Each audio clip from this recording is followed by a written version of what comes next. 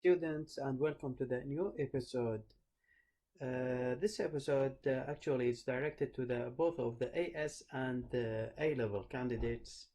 In this episode, I'm going to solve three different questions about the particles, and these questions actually are cited from different paper numbers, from also different series from the same year, which is 2017. You may read these past papers, and you will see for each paper question number one. Here it's listed in this episode. So let's start with the first question. Here we have in this question number one. The table shows information about some of the elements in the third period, which is sodium, magnesium, aluminum, phosphorus, sulfur, and chlorine. Their atomic radius, it's given here in a nanometer, and the radius of most common ion, also it's given in the nanometer, and maximum oxidation number of the element. Here, maximum oxidation number of the element in its compound, that means how many electrons you may remove from these elements. So in the question I, complete the table to show the maximum oxidation number. That means the maximum number of electrons that you may remove them from the outermost level energy. So in the sodium, because group number 1 is positive 1, magnesium positive 2, this one positive 3, and phosphorus, it's in group number 5, so you may remove 5 electrons, and sulfur, you may remove 6 electrons, and chlorine, it's already it's given, it's positive 7. Now in question II, explain why the atomic radius of the elements in the third period decrease from sodium to chlorine. Here, to explain that, and because there is a 3 marks, that means you need to talk about the number of proton,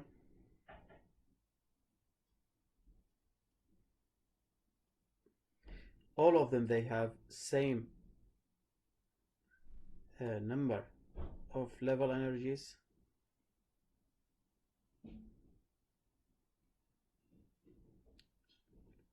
and also you need to talk about the force of attraction. So now let's use these three different factors to explain why the radius is decreased from sodium to the chlorine, or from left to right. Okay, so here the number of protons, as it's increased, the force of attraction, it will be increased. So when the force of an attraction, it will be increased, that means the radius, it will be decreased, because the electrons, they will be closer to the nucleus. And these two factors, we can use them in this way if we are talking about the elements, they are belong to the same period, or they have same number of level energies. So here 1, 2, 3 marks. The next question, the radius of the most common ion, magnesium. What's the most common ion of magnesium? It's Mg positive 2. Is much smaller than the radius of the most common ion of sulfur. The most common ion of sulfur, it's negative 2. So why this one smaller? Because you have removed 2 electrons. So removing these 2 electrons, that means the ratio of proton to the electron, it becomes more than the ratio here for the sulfur, because here you have gained 2 electrons. So here the force of attraction, it becomes stronger than the force of attraction between the sulfur. And so here you have 12 proton versus 10 electron. And here you have how many? So 1 minute, 12, 13, 14, 15. It's 15, sorry, 16. Here you have 16 protons, you gain 2 electrons, so it's 18. So here the ratio more proton than electron, but here electron more than proton, so here the force of attraction is stronger than this one, so it gets smaller. Adding to that, here when you have removed 2 electrons, that means the level energies, it becomes less. So because you have 2 electrons, that means here you have only 2 level energies, but here you have 3 level energies, so this one is very clear, it's bigger than magnesium ion. Here you have 18, that means you have 2, 8, 8, you have 3 level energies. Here you have 2 level, so this one is a smaller, more force of attraction. So we have explained why magnesium is smaller than sulfide. In the next question, you have phosphorus is a non-metal. In the third period, it reacts vigorously with excess oxygen but slowly with the chlorine. Some reactions of phosphorus are shown. Phosphorus with oxygen, you have here A, you will form P2O5, which is solid. Phosphorus pentoxide. And phosphorus, when it's react with the chlorine, you will form again phosphorus pentachloride. So write an equation to represent the reaction 1. P plus O2, P2O5,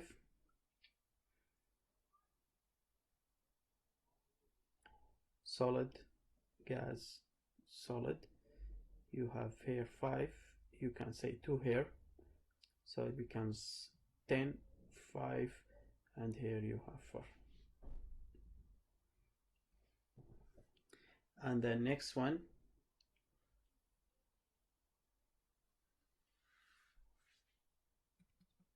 give 2 observation you could make in reaction 2.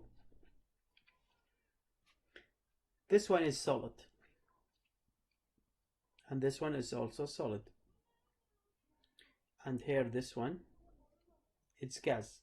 So the first observation, the first one of these observation, chlorine gas, it will be disappeared, which is we can say it's the color of chlorine, it's yellow, faint yellow. This color of chlorine gas, it will be disappeared. So gas, we can say color,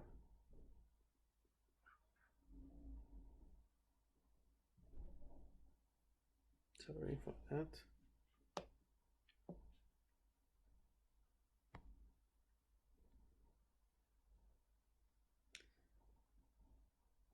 Color of chlorine gas disappear.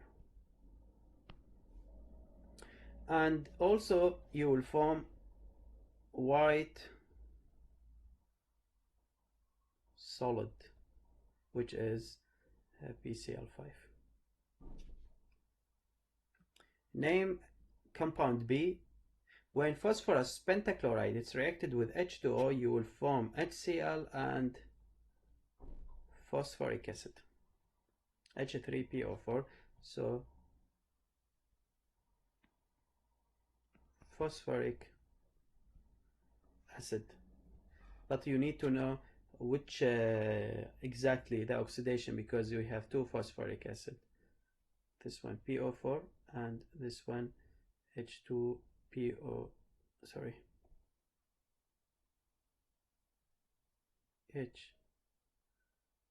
H3PO4 and H3PO3. Okay, so this one -2, -8, +2 for both of them, so this one +6. and this one here -2, -6, +2, and this one +4. Actually, the one which is formed, the first one, so it will be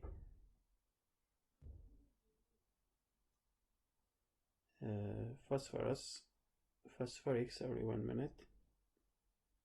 Here it's 3, sorry, here 3, here 3. So -6, this one minus +3, this one +5. So you need to say phosphoric acid 5.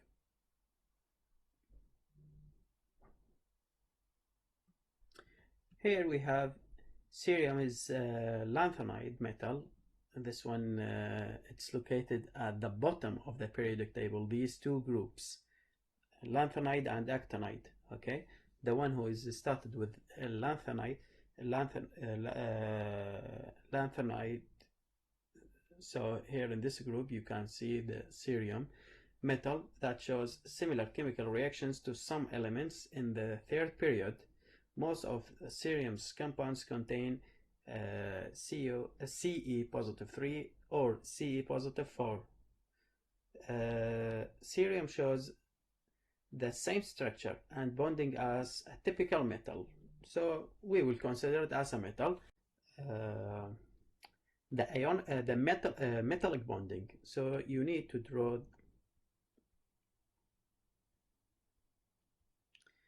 positive ions, positive, and these positive ions are swimming in a cloud of electrons.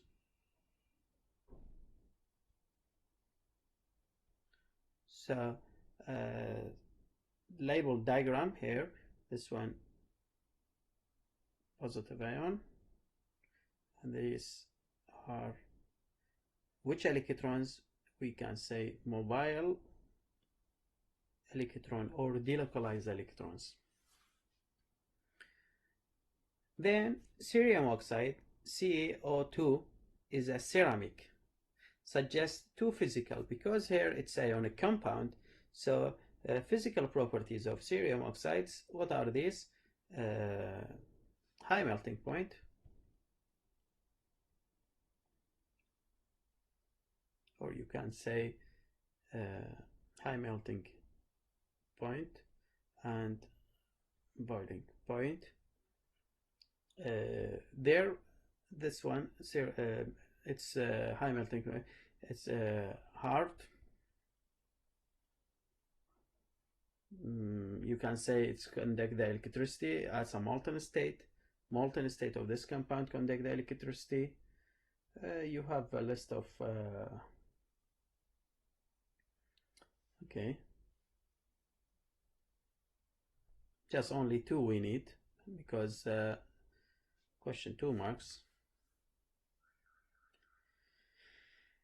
Here in this question, a naturally occurring sample of cerium contains only 4 isotopes. 1, 2, 3, 4 isotopes. That means same number of proton, but they have different number of neutrons or nucleon number.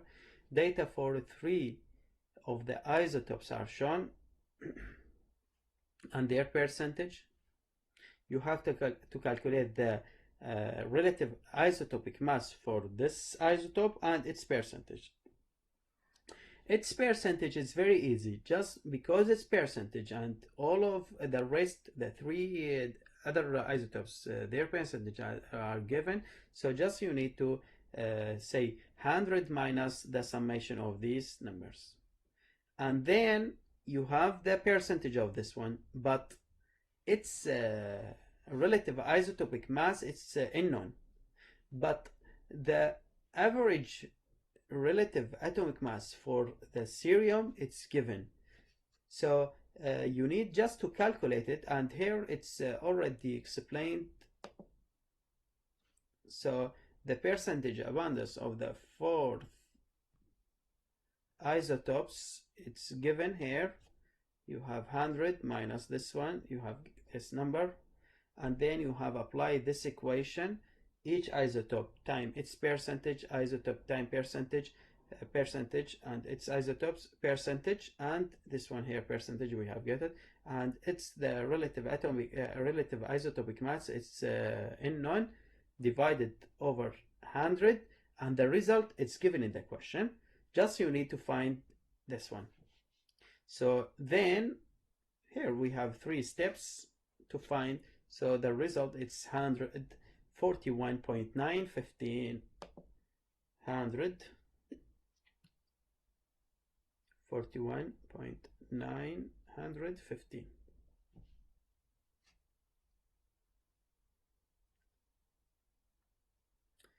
In the next question, combustion data can be used to calculate the empirical formula, molecular formula, and relative molecular mass of many organic compounds.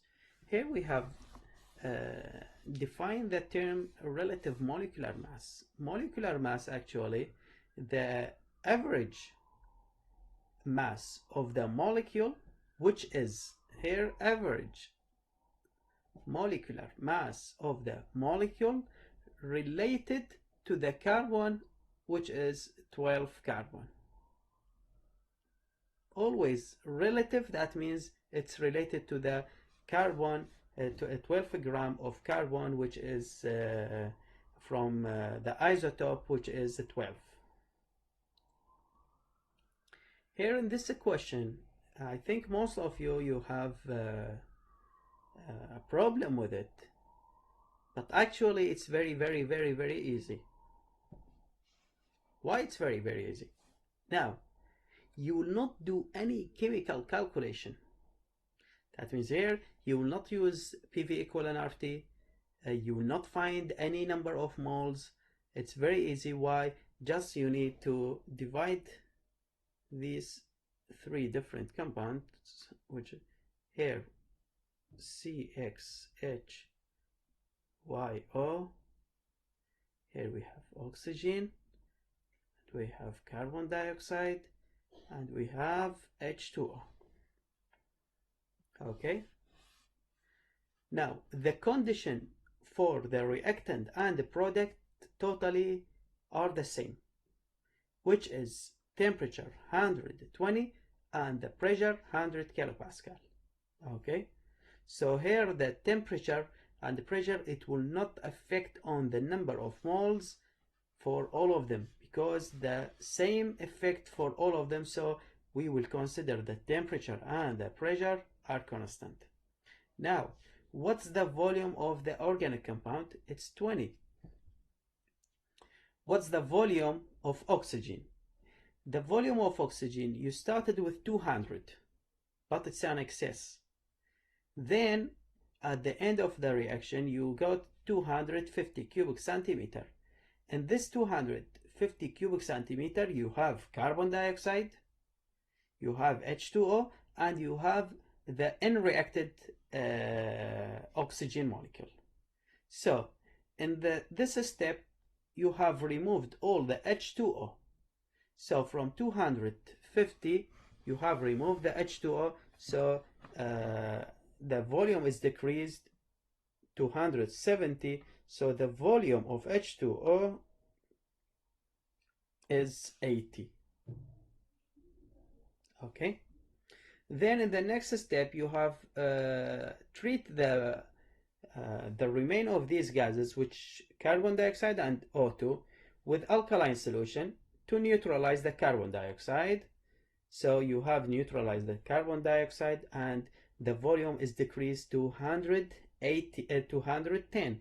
So the volume of carbon dioxide, which is 60. So the remain it's 110. This remain, it's represent what?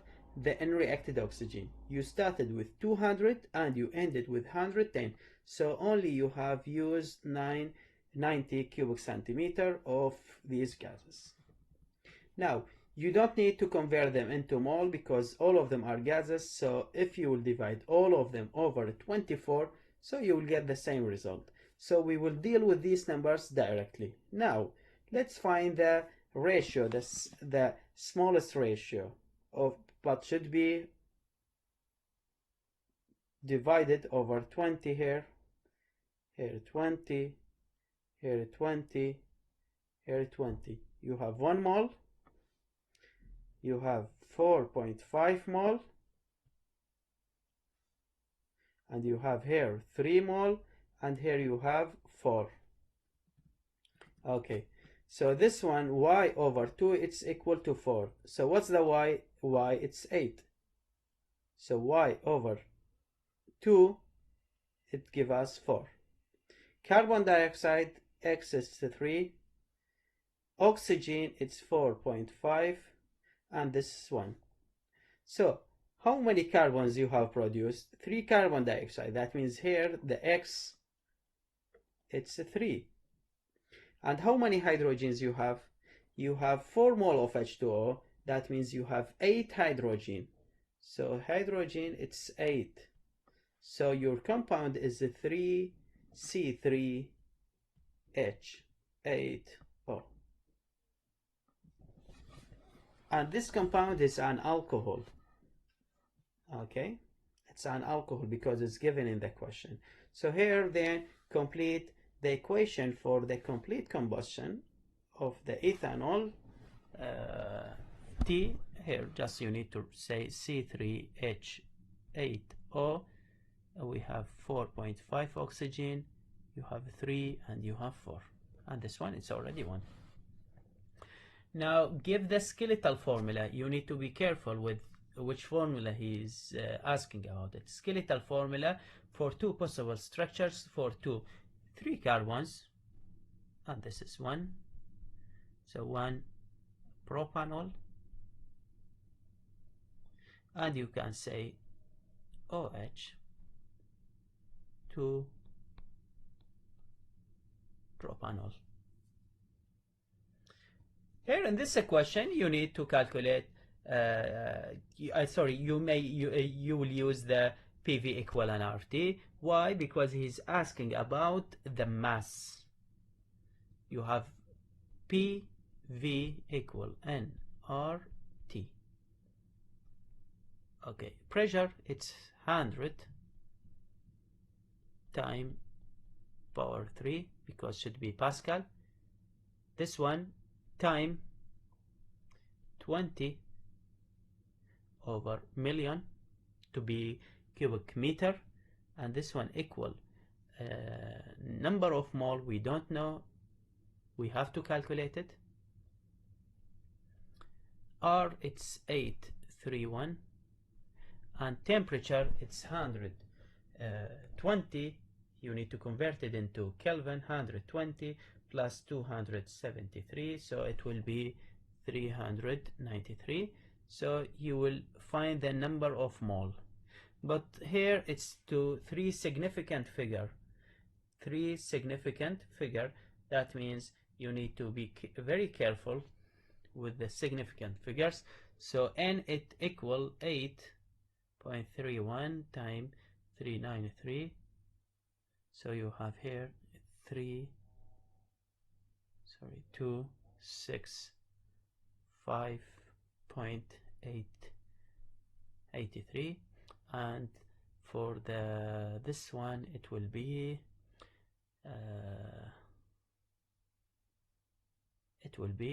2. Just let me make sure. 2 times 20 times 100 times 1000 over million, so it's 2. Then 2 over 3265.83, and this one it will give you this mass 0.0000612. 3 significant figures. Then sorry, this is the number of mole. Sorry for that. This one, it's small. Then you have to calculate the mass. You have the number of mole. Just you need to multiply this number of mole time molecular mass. You have the chemical formula already. It's 3H8O.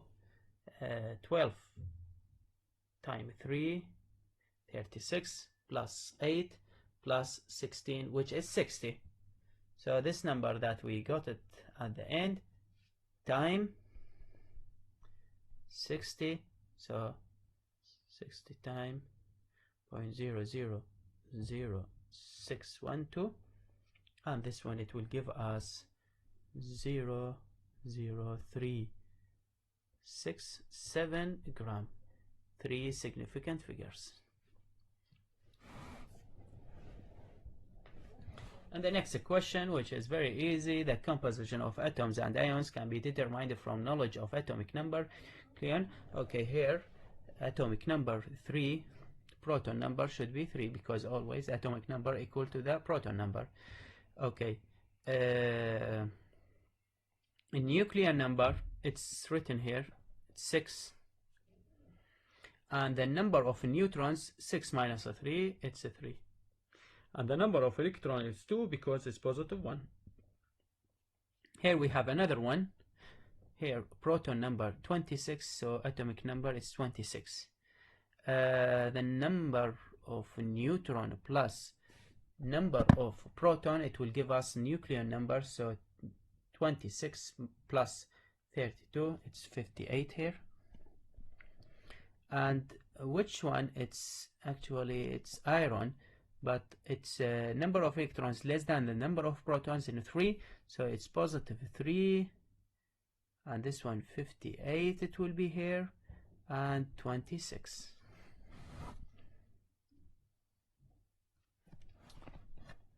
Here in this question, next one, you have boron. These borons also you have to calculate their relative atomic mass. Also I can show you the calculation.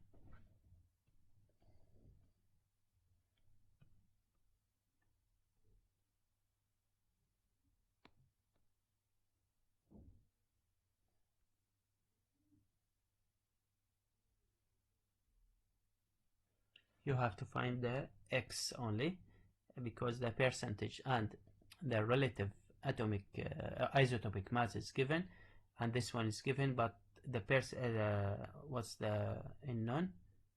The relative isotopic mass is unknown, and the abundance is given, so 80.22 X. Just you will find the X, which is similar actually to the previous question. And then you have to define the relative isotopic mass. Relative isotopic mass, so actually it's the mass of the isotope, which is related to the 12 units of carbon, which is from 12 carbon. That means the isotope, it's a 12 carbon. So it's always the same definition, but only we will change maybe it's isotopic mass, maybe atomic mass, maybe molecular mass. Okay, and all of them, because they are relative, so you need to relate it to the carbon. I think we have finished these questions, so this is the last question we have calculated. So after that, you will see in this PDF all the market, that means the market scheme for all these questions, and the options, maybe because some questions they need to you need to write only 2 answers, but here are given more than, for example on this one,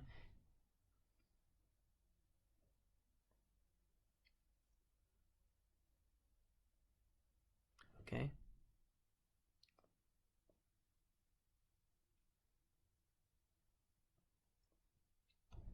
so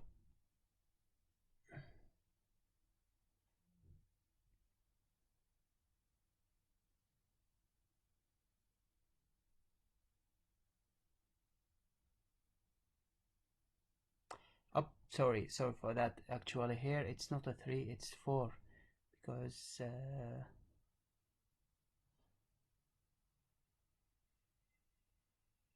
sorry, no, it's a 3.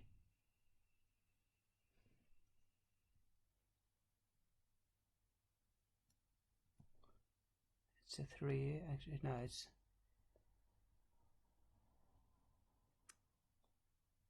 Here it's a 3, but sorry, it's a 3, but it depends on you, because for example, if you haven't able to solve the previous question as a 3, it's a 3, you may do it. But if you haven't solved the previous question, you will suppose that your compound is, contains 4 carbons, and according to this one, that means if you have carbon, 3 carbons, so you will draw 1 propanol and 2 propanol. But if you have support the carbon according to this statement as 4, you may draw 1 butanol and 2 butanol. So it's up to you. Okay, so thank you for listening and watching this episode, and I hope from all of you you need to practice more, to solve more questions, to master this topic. So see you in the next episode with a new topic, with a new question, with a new past paper. See you.